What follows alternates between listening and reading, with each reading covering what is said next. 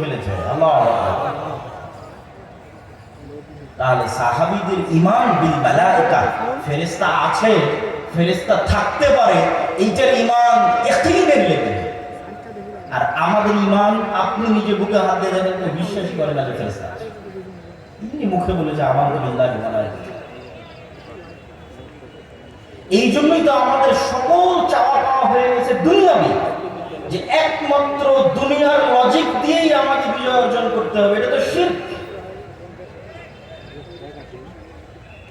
আপনি কল্পনা করেন যে সাহাবীরা স্বচক্ষে এইভাবে ফেরেশতাদের আসমান থেকে নামতে দেখেছে। ইস্তাগফিরুনা রাব্বাকুম ফাস্তাজাবা লাকুম আন্নী মুমিদ্দুকুম বিআলফিন মিনাল মালায়েকাতি মুরদিফিন। স্মরণ করো সেই দিনের কথা যখন তোমরা তোমাদের প্রতিপালকের কাছে সাহায্য চাচ্ছিলে, তখন তোমাদের প্রতিপালক আসমান থেকে সারিবদ্ধভাবে এক আয়াতে 1000, এক আয়াতে 3000, এক আয়াতে 5000 ফেরেশতা আসমান থেকে তোমাদের জন্য অবতীর্ণ করেছে। বলেন আল্লাহু আকবার। তাহলে যেই সাহাবীরা স্বচক্ষে ফেরেশতাদের দেখেছে, তারা সেই খালিদ বিন ওলীদ, আমর ইবনে আল-আস যখন যুদ্ধ করতে যাবে, তখন সেই খালিদ বিন ওলীদ আর আমর ইবনে আল-আস যুদ্ধ করতে যাবে দুনিয়ার শক্তির ভরসায় না আল্লাহর সাহায্যের ভরসায়? আল্লাহর সাহায্য। আর আজকের মুসলমানদেরকে ন্যূনতম সামান্য বাংলাদেশের একটা ক্ষমতা অর্জন করার জন্য শিরকের আড্ডায় গিয়ে শিরকের পাহারা দিতে হচ্ছে। অথচ আল্লাহ সুবহানাহু ওয়া তাআলা কোরআন মাজিদে শুধু বাংলাদেশ নয়, সারা পৃথিবীর ক্ষমতা অর্জনের রাস্তা করে দিয়েছেন।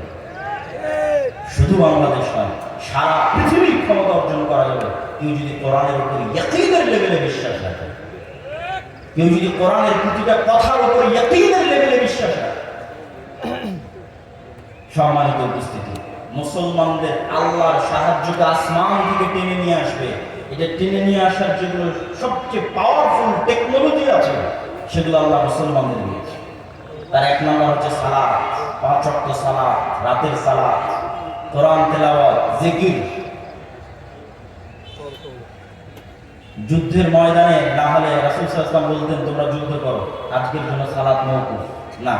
একদল পাহারা দিচ্ছে আর একদল সালাত আদায় করতেছে।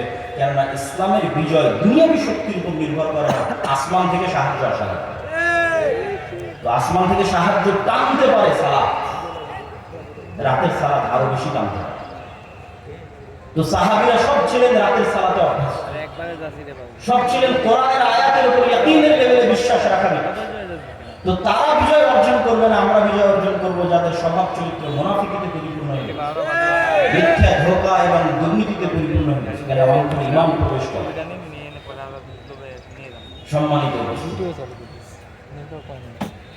বক্তব্যের এই পর্যায়ে এসে আমরা রাসূল সাল্লাল্লাহু আলাইহি ওয়াসাল্লামের প্রতি ঈমান, আল ঈমান বির রাসূল, কিতাব রাসূল একই সাথে। আর ফেরেশতার অস্তিত্ব ছাড়া কিতাব রাসূলের অস্তিত্ব অসম্ভব। কি জন্য অসম্ভব? নবী রাসূলের সাথে কানেকশনই তৈরি হবে আল্লাহ সুবহানাহু ওয়া তাআলা, আর নবী রাসূলদের মধ্যে কিতাবের কানেকশন, নবুয়তের কানেকশন তৈরি হবে ফেরেশতার অস্তিত্বের উপর বিশ্বাসের মাধ্যমে। সব নবী রাসূলের কাছে জিবরাইলের কাছে। আর কিতাব আর রাসূল কেন লাগবে? আল্লাহ নিজে সূরা বাকারায় যখন মানুষ সৃষ্টির ঘটনা বর্ণনা করতেছেন, শয়তানের সাথে যখন মানুষের শত্রুতা তৈরি হয়ে গেল, মানুষের এই অন্তর হচ্ছে পৃথিবীর সবচেয়ে সূক্ষ্ম মেশিন। মেশিন বলতেছে বুঝার সুবিধার্থে, কেন আমাদের শরীরে আরেকটা সূক্ষ্ম মেশিন আছে, সেটা হচ্ছে আমাদের ব্রেন, যেটা পৃথিবীর যে কোনো সুপার কম্পিউটারের চেয়ে বেশি সূক্ষ্ম।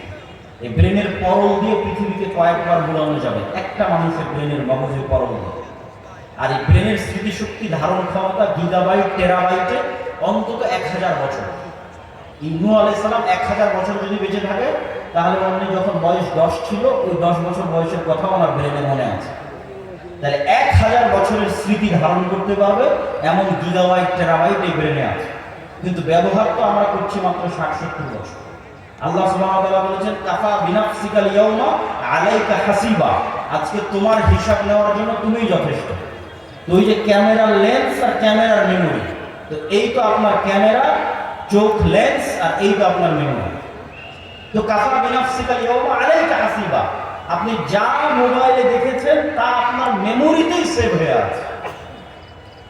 শুধু মেমোরি থেকে ডাটা ট্রান্সফার করতে হবে। ইলন মাস্কই মানুষের ব্রেনকে ইন্টারনেটের সাথে কানেক্ট করার চেষ্টা করছে।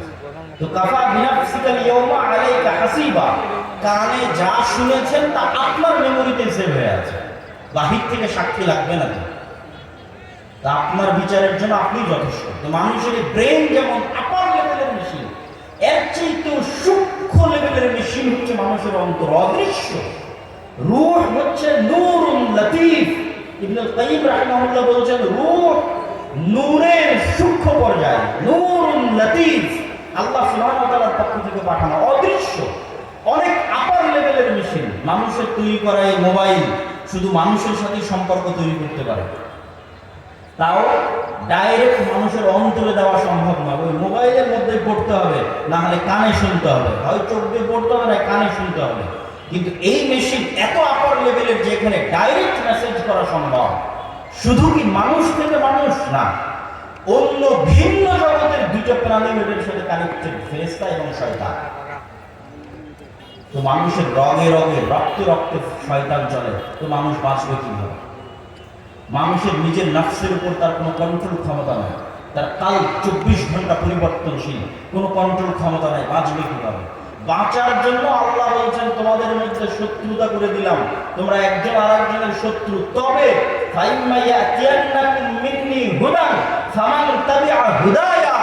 আমার পক্ষ থেকে হেদায়েত আসবে, নূর আসবে, নূর। মা কুনতা তাদরি মাল কিতাব ওয়ালাল ঈমান ওয়ালাকিন জাআলনাহু নূরান নাহদি। আপনি জানতেন না ঈমান কাকে বলে, কিতাব কাকে বলে, কিন্তু আমরা কোরআনকে নূর করে দিয়েছি, যেই নূর দিয়ে আপনি পথ প্রাপ্ত হবেন, মানুষ পথ প্রাপ্ত হবে। ইউরিদুনা লিইউতফিউ নূরাল্লাহ, তারা চায় আল্লাহর নূরকে মিটিয়ে দিবে, কোরআন, দ্বীন, ইসলাম, নূর মিটিয়ে দিবে। বিআফওয়াহিম ওয়াল্লাহু মুতিম্মু নূরি ওয়ালাউ কারিহাল কাফিরুন। নূর, আল্লাহ বলেন ফাইয়াতিয়াকুম মিন্নি হুদা, আমার পক্ষ থেকে নূর আসবে, নূর, কিতাব, ওহী রাসূলদের কাছে আসবে, নবীদের কাছে আসবে, শয়তানের কবল থেকে বাঁচার জন্য। পুরো ইসলাম শয়তানের কবল থেকে বাঁচার জন্য। 1 মিনিট যদি আপনি চিন্তা করেন, দেখবেন সবই শয়তানের কবল থেকে বাঁচার জন্য। বিসমিল্লাহ বলে খাও কেন, না হলে শয়তান খাবে। বাড়িতে ঢুকতে সালাম দাও কেন, না হলে ওখানে শয়তান থাকবে। শয়তান আর ফেরেশতা পরস্পর বিপরীত। আল্লাহ নবী বলছেন আজ জিবরাইল আসেনি কেন, ঘরে ছবি ছিল। আল্লাহ নবী বলছেন জিবরাইল আমাকে মিসওয়াক করতে বলছে, বারবার বারবার দাঁতের গোস্ত ছিলে যাচ্ছে, মিসওয়াক করতে বলছে। আল্লাহর নবীর মতো পবিত্র মুখের গন্ধ জিবরাইলের কষ্ট হয়, তাহলে আপনার মতো মুসলমান যখন বিড়ি আর সিগারেট খায়, তখন ওখানে ফেরেশতা থাকবে না শয়তান থাকবে? বলেন শয়তান থাকবে। পৃথিবীতে মানুষ হয় ফেরেশতার বন্ধু নয় শয়তানের বন্ধু, এর বাইরে আর দ্বিতীয় কোনো বন্ধুত্ব নাই। ফেরেশতারা পবিত্র, পবিত্রতা ভালোবাসে, শয়তান অপবিত্রতা পছন্দ করে। আপনি পেশাব করে পানি নেন না, পেশাবের যত্ন নেন না, পবিত্র থাকেন না, সালাত আদায় করেন না, তো আপনার সাথে সবসময় শয়তান আছে। সম্মানিত উপস্থিতি, তাহলে আল্লাহর পক্ষ থেকে হেদায়েত আসবে নবীদের কাছে। এই হেদায়েত আসা শুরু হয়েছে আদম আলাইহিস সালাম থেকে শুরু করে নূহ আলাইহিস সালাম হয়ে, ইব্রাহিম আলাইহিস সালাম হয়ে, মূসা আলাইহিস সালাম হয়ে, ঈসা আলাইহিস সালাম হয়ে, মুহাম্মদ সাল্লাল্লাহু আলাইহি ওয়াসাল্লাম পর্যন্ত। এবার খাতমে নবুয়তের উপর দুই একটা কথা। ইব্রাহিম আলাইহিস সালামের পরে আর দ্বিতীয় কোন নবী ইব্রাহিম আলাইহিস সালামের বংশের বাইরে আসেনি, 1 নাম্বার পয়েন্ট। 2 নাম্বার, ইব্রাহিম আলাইহিস সালামের 2 জন সন্তান, ইসমাঈল, ইসহাক। ইসহাককে ইহুদি খ্রিস্টানরা ইংরেজিতে উচ্চারণ করে আইজাক, ইয়াকুবকে উচ্চারণ করে জ্যাকব, ইউসুফকে উচ্চারণ করে জোসেফ। তো এখন পর্যন্ত এখনকার বাইবেলে যদি খোলেন, এখনকার তাওরাতে যদি খোলেন, তাহলে এখনকার বাইবেল, এখনকার তাওরাতও পাবেন যে ইব্রাহিমের আরেক সন্তানের পক্ষ থেকে আরেক বৃহৎ জাতি তৈরি হবে। আরেক সন্তান ইসমাইলের পক্ষ থেকে বৃহৎ জাতি তৈরি হবে। আজ পর্যন্ত পৃথিবীতে, আজ পর্যন্ত ইসমাইলের বংশে মুহাম্মদ সাল্লাল্লাহু আলাইহি ওয়াসাল্লাম ব্যতীত আর কেউই নবুয়তের দাবি করেনি। বলেন আল্লাহু আকবার। এখনকার তাওরাত, জাবুর, ইনজিল সবগুলোতে লেখা আছে ইসহাকের আরেক ভাই ইসমাইলের বংশ বিশাল হবে, সেখানেও নবী আসবে। আজ পর্যন্ত ইব্রাহিমের সন্তান ইসমাইলের বংশে কেউই নবী দাবি করেনি মুহাম্মদ সাল্লাল্লাহু আলাইহি ওয়াসাল্লাম ছাড়া। সুতরাং মির্জা গোলাম আহমদ কাদিয়ানীর তো কোনো প্রশ্নই আসে না। সম্মানিত উপস্থিতি, ইব্রাহিম আলাইহিস সালামের পরে নবুয়তের দাবি করতে হলে ইব্রাহিমের বংশের হতে হবে। আর ইব্রাহিমের বংশে বানু ইসরাইলে অসংখ্য নবী এসেছে। বানু ইসরাইলের সব কিতাবে বলা আছে আরেক ভাইয়ের পক্ষ থেকে বাক্কা। কেন আল্লাহ কোরআনে বাক্কা বলল? কেননা তাদের গ্রন্থগুলোতে হিব্রুতে এখনো বাক্কা লেখা আছে।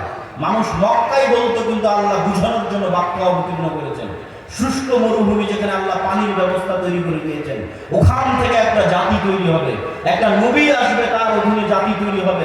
আলহামদুলিল্লাহ ওয়ালিল্লাহিল হামদ, আজ পর্যন্ত ইসমাঈল আলাইহিস সালামের বংশে মুহাম্মদ সাল্লাল্লাহু আলাইহি ওয়াসাল্লাম ছাড়া আর কেউই নবী দাবি করেনি।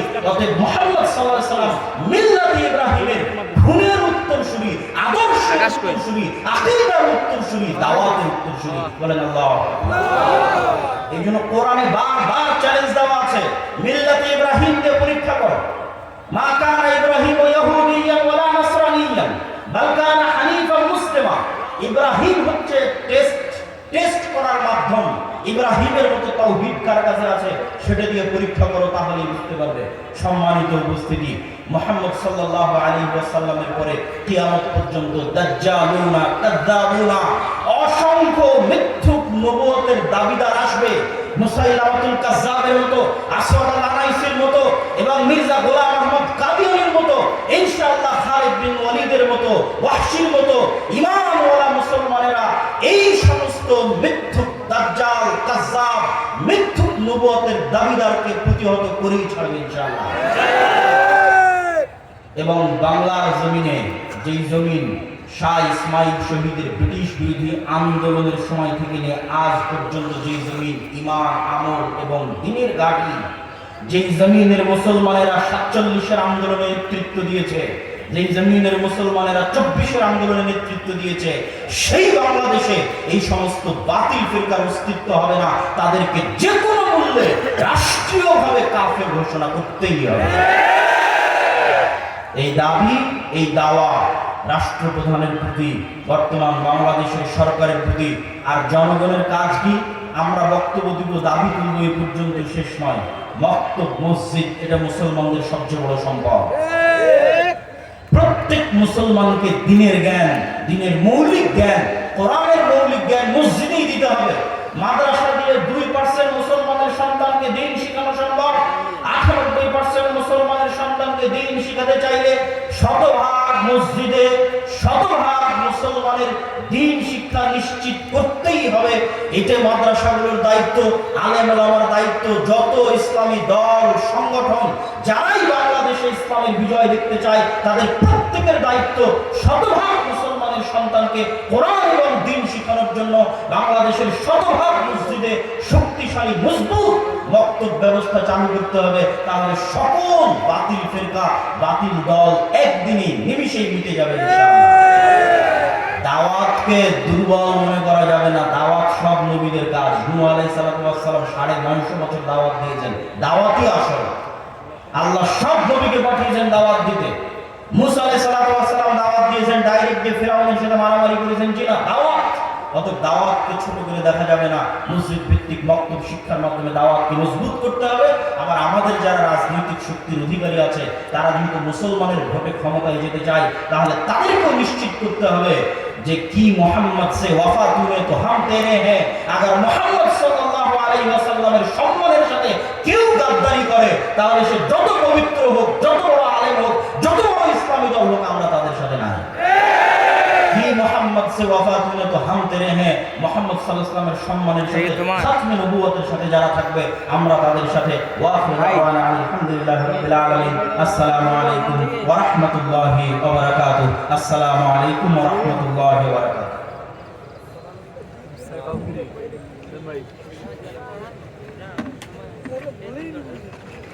সম্মানিত উপস্থিতি, ইতিমধ্যে আমাদের মধ্যে উপস্থিত হয়েছে হযরতুল